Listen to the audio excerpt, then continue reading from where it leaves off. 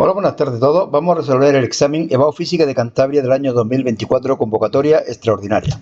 En primer lugar, en la primera página tenemos una serie de constantes que vamos a utilizar en la resolución de los problemas. Pasamos al primer ejercicio que dice: dos masas puntuales iguales, m1 y m2 de 20 kilogramos, están situadas en los puntos raíz de 3, 0 y menos 3, menos raíz de 3, 0. Bueno, aquí estaría m1 y aquí m2, pero es indiferente. Respectivamente, hallar el campo gravitatorio y el potencial gravitatorio creado por ambas masas en el punto 0,1. En primer lugar, ¿por qué será eso de raíz de 3? Pues para que sea más fácil hacer Pitágoras. Bueno, yo lo que voy a hacer es lo siguiente. Voy a calcular el campo gravitatorio, G, debido a la masa m1 y debido a la masa m2. Bueno, no me tienes que calcular los dos porque valen lo mismo en módulo.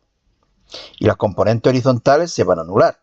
Por lo tanto, solamente voy a calcular la componente vertical, la multiplico por 2 y luego lo expreso vectorialmente.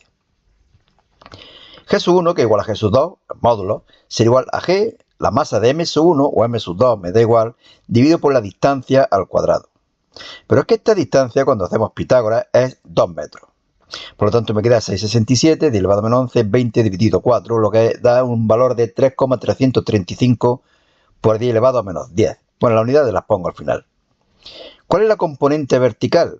Pues habrá que multiplicar por el seno del ángulo. Y el seno del ángulo es 1/2. Es cateto opuesto, que vale 1, dividido hipotenusa, que vale 2. Por lo tanto, G1i será igual a esto de antes multiplicado por 1/2.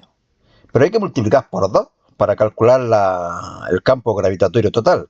Así que tendré el mismo valor de antes, 3,335 por 10 elevado a menos 10 newton por kilogramo, si pongo ahora unidades. Y vectorialmente, como es hacia abajo, será negativo y vector unitario J, newton por kilogramo. Potencial gravitatorio. Tenemos en cuenta el principio de superposición. El potencial gravitatorio en este punto será la suma de los potenciales gravitatorios creados por las dos masas, pero son iguales. Por lo tanto, voy a hacer 2 por V1. El potencial gravitatorio es menos G m partido R. Lo conozco todo, sumo, multiplico, calculo, obtengo menos 1,334 por 10 elevado a menos 9 julios por kilogramo. B. Calcular el trabajo realizado por el campo gravitatorio creado por M1 y M2 para mover una tercera masa de 5 kilogramos desde el punto P, es decir, aquí, hasta el punto 0,2, es decir, aquí.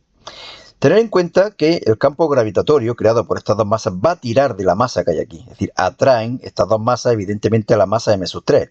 Por lo tanto, retirarla costará un trabajo. El campo gravitatorio va a hacer un trabajo negativo y vamos a calcular teniendo en cuenta esto de aquí, que el trabajo de la fuerza conservativa es igual a menos incremento de energía potencial. Por lo tanto, voy a calcular el potencial en el punto 0,1 y en el punto 0,2. En el punto 0,1 lo hemos calculado ya, ¿no? Menos 1,334. Sí, por elevado a menos 9. Bueno, aquí lo que he hecho ha sido copiarlo. Y en el punto 2 será todo igual, nada más que las distancias son otras. Las distancias ahora son raíz de 7. Tengo este valor de aquí. El trabajo de la fuerza conservativa menos incremento de energía potencial menos m por delta de v menos m por potencial en el punto final menos potencial en el punto inicial. Bueno, calculo y obtengo un valor de 1,63 por 10 elevado a menos 9 negativo en julio.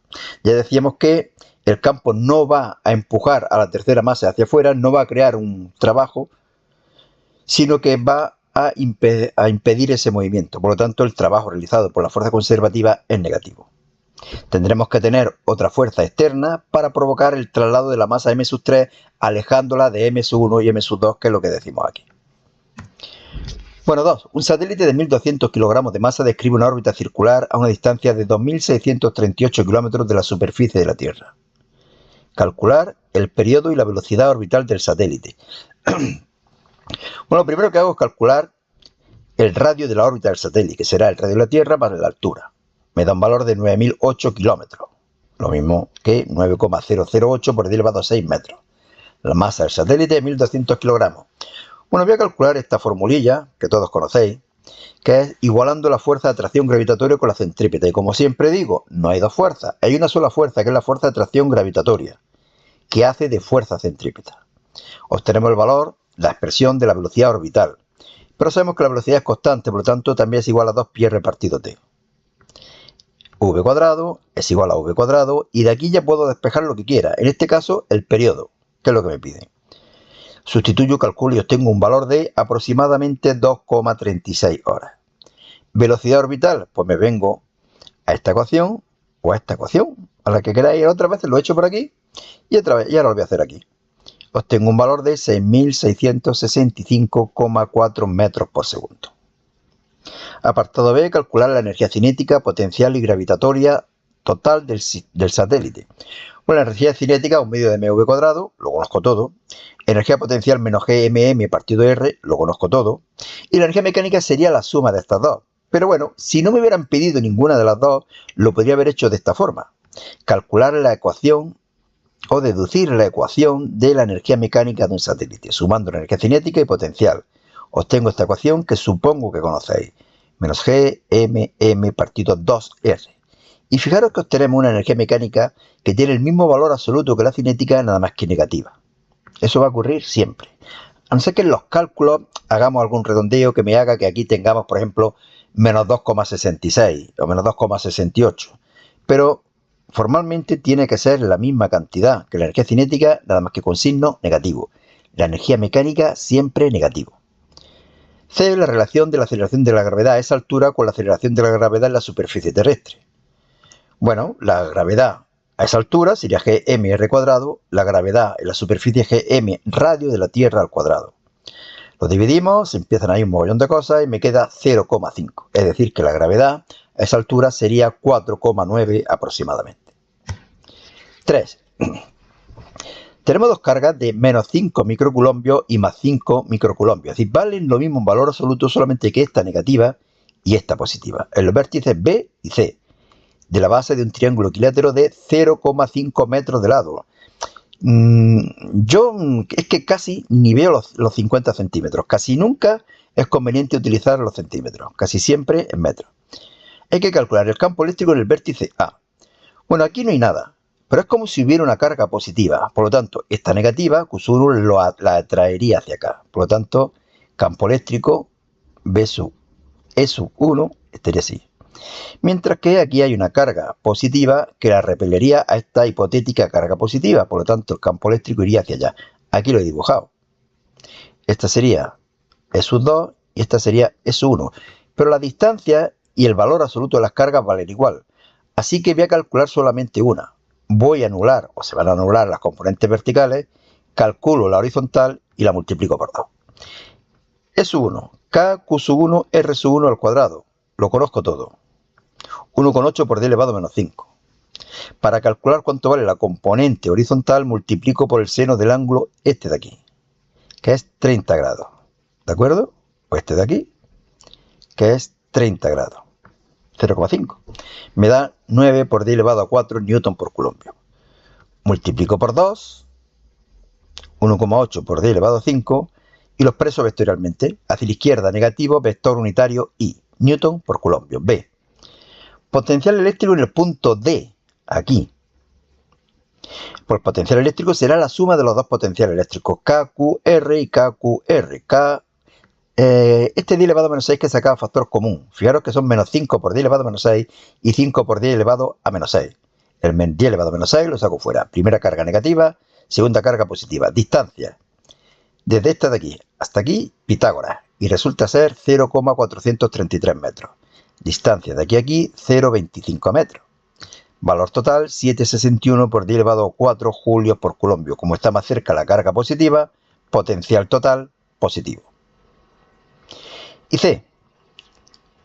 Trabajo realizado por el campo eléctrico al mover una tercera carga de 10 nanocoulombios desde el punto D hasta un punto infinitamente alejado. ¿Qué significa el signo del trabajo? Bueno, lo que vamos a tener primero en cuenta es que el potencial eléctrico en el infinito es 0.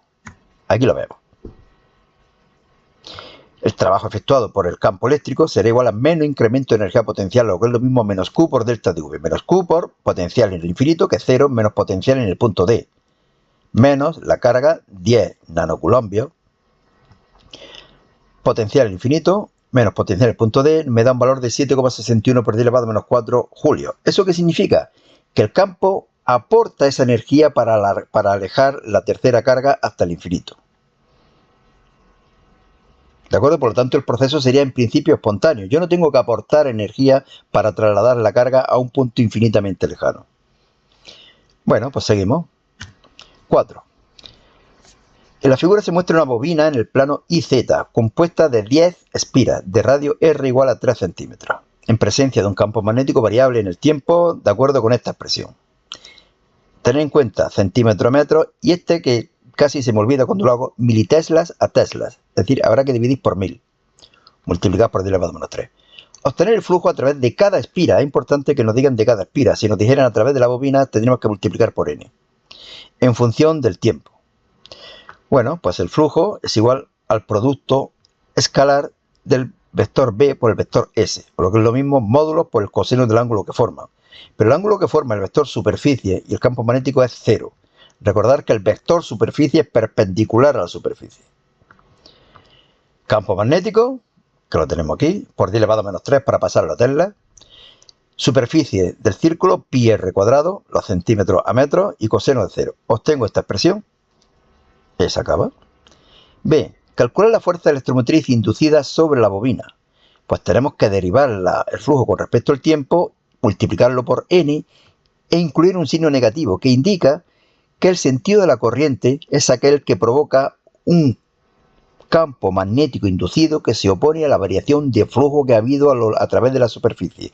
Casi nada. Bueno, pues la derivada sería 1,41 por 10 elevado a menos 3. Multiplicamos por n, ponemos el signo negativo y me da un valor de menos 1,41 por 10 elevado a menos 2. C. Hacer un dibujo indicando razonadamente el sentido de la corriente inducida. Bueno, ya lo he indicado antes, ya lo he explicado. Aquí tenéis la explicación por si queréis leerla. Y pasamos a hacer el siguiente ejercicio. Como veis, el sentido de la corriente es el sentido de la aguja del reloj, para que cree un campo magnético inducido hacia adentro, que compensa el crecimiento que está teniendo lugar hacia afuera. 5.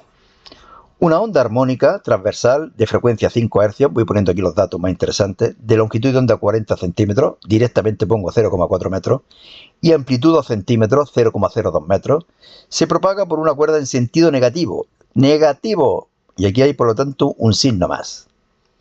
En el instante t igual a 0, la elongación del punto x igual a 0 es 1 centímetro y su velocidad negativa. Eso es lo más complicado del ejercicio. Hallar la expresión matemática de la onda en unidades del sistema internacional. Bueno, a partir de f calculo omega, 10 pi radianes, recordad, 2 pi f. A partir de lambda calculo k, 5 pi radianes por metro. Y ahora, lo que decía que era un poquito más complicado. La elongación para x igual a 0 y t igual a 0 es 0,01, que será igual a la ecuación de la onda. 0,02 seno de omega t más kx más phi sub 0. Pero t vale 0 y x vale 0. Y por lo tanto, a partir de aquí podemos sacar el valor de phi sub 0, que será pi sexto radianes o 5 pi sexto radianes. ¿De dónde voy a sacar si es uno de los cuál es de los dos valores? Pues que me dicen que su velocidad es negativa. Por lo tanto, velocidad derivada de la elongación con respecto al tiempo a omega coseno de 0 más phi sub 0. Y esto tiene que ser negativo. El coseno de pi sexto no es negativo, es positivo. El coseno de 5 pi sexto es negativo y por lo tanto es el válido. Phi sub 0 igual a 5 pi sexto. Ya puedo deducir, puedo expresar la ecuación de la onda, igual a seno de omega t más kx más phi sub 0. B. Velocidad de propagación de la onda, lambda partido t. C. Velocidad transversal del punto situado en función del tiempo, estas dos están chupadas. Periodo es igual a 1 partido f, 0,2 segundos, velocidad igual a lambda partido t, 0,2 metros segundo, en el sentido negativo del eje x. Que queremos expresarlo vectorialmente, hubiéramos tenido que poner v con flechita igual a menos 2i metros por segundo. No creo que haga falta.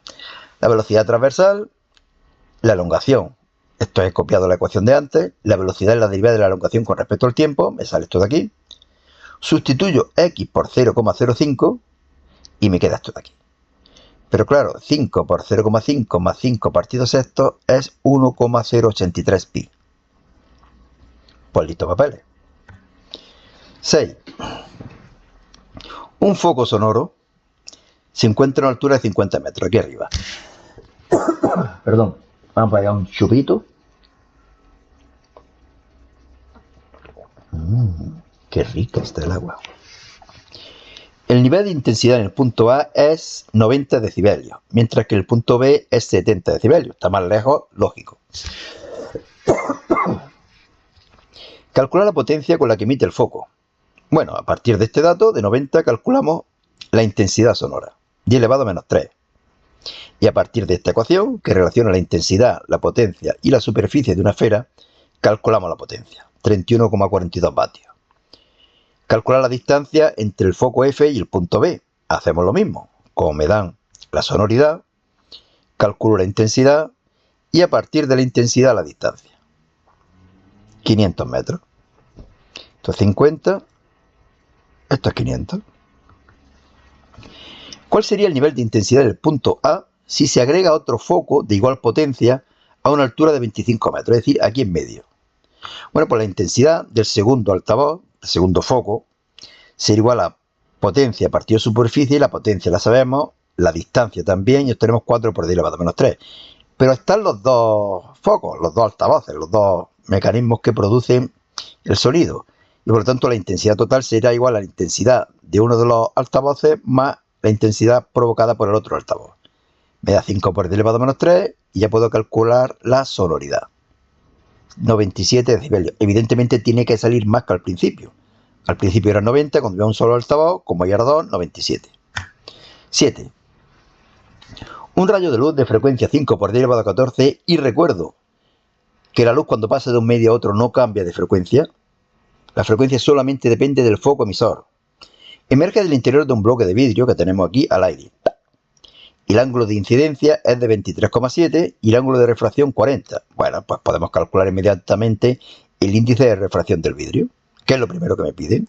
Ley de Snell, n del aire 1, calculamos un valor de 1,6. Recordar, siempre mayor que 1 y prácticamente siempre entre 1 y 2. 1,5, 1,3, 1,4, 1,6 es lo más normal. B. Longitud de onda del rayo en el aire. Como sabemos, la velocidad, que es c partido n, y calculamos la velocidad. Evidentemente siempre menor a la velocidad de la luz en el vacío. 1,875 por 10 elevado a 8 metros por segundo, c. Longitud de onda del rayo de la luz en el aire. V es igual a c partido n, V es igual a lambda partido f. Por lo tanto, c partido n es igual a lambda por f.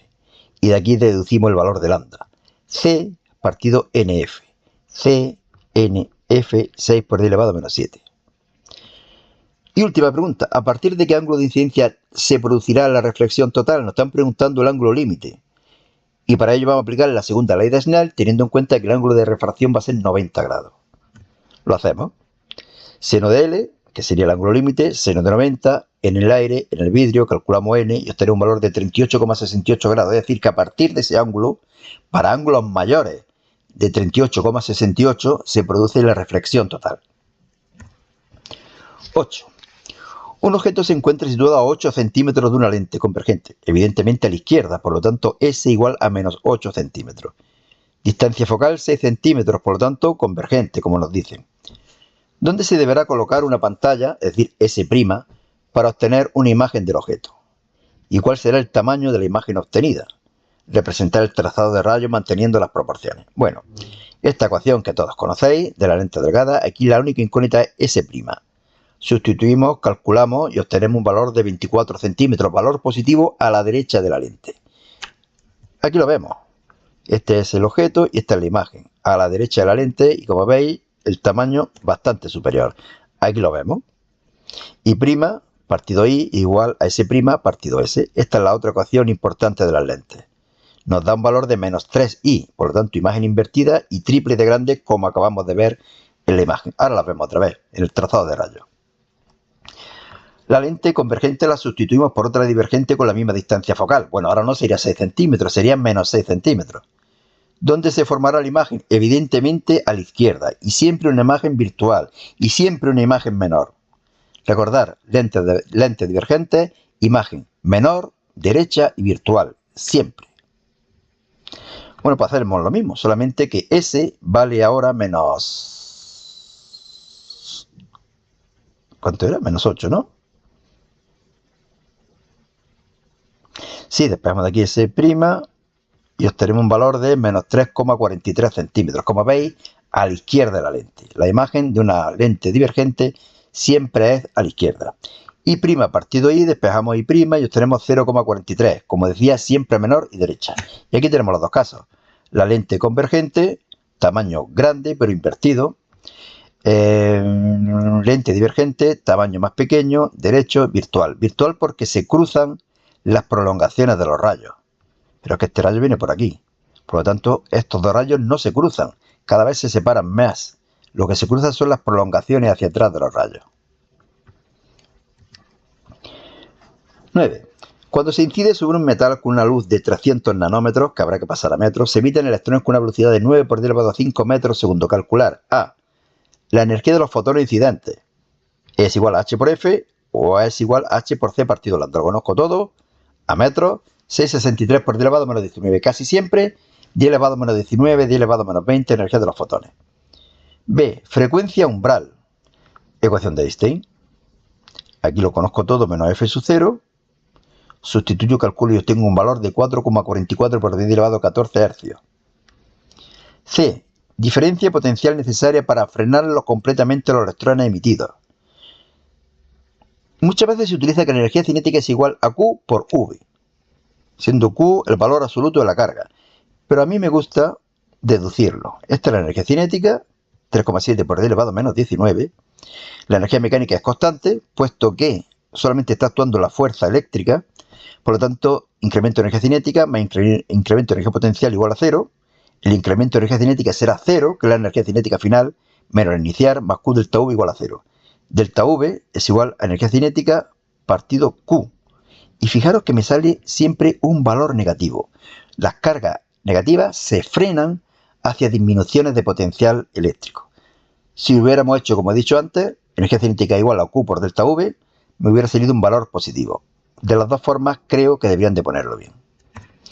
Y último ejercicio. Se dispone de una muestra de 10 elevado a 20 átomos de un isótopo radiactivo cuyo periodo de semidesintegración es 600 años. Calcular la constante de desintegración y la vida media. Bueno, lambda, logaritmo n per 2, partido periodo. El periodo lo pongo en segundos para obtener esto en segundos menos 1. Tau, que es la vida media, es igual al inverso de la constante radiactiva. 865,6 años. B. ¿Cuánto tiempo tiene que transcurrir para que la muestra vea reducido su contenido en radioisótopos al 20%? Bueno, pues esta ecuación, que es la ecuación integrada de la ley de desintegración radiactiva, en ella tomamos logaritmos y despejamos el tiempo. Tener en cuenta que n partido n sub 0 va a ser 0,2, puesto que me dicen que el porcentaje va a reducirse al 20%. Me da un valor de 1393,5 años. Y C. Calcular la actividad inicial y final de la muestra. La actividad inicial, lambda por n sub 0, lo conozco, y la final, si me dicen que el número de átomos radiactivos es la quinta parte, por su actividad también será la quinta parte. 732 por 10 elevado a 8 becquerelios. Aprovecho ahora para decir lo que hemos acabado, que en este blog encontraréis en formato PDF todos los exámenes que estamos colocando en el canal. Fijaros que si yo sigo avanzando, aquí tengo el examen del año 2023 y si sigo avanzando el del 2022, etcétera. En este blog voy incluyendo los exámenes de los distintos años, así que quizás sea más fácil o más cómodo estudiar en el blog este de aquí más que en el canal. Hombre, en el canal lo que hago es que explico también cómo resuelvo los problemas. Bueno, pues nada más. Suerte y hasta otra.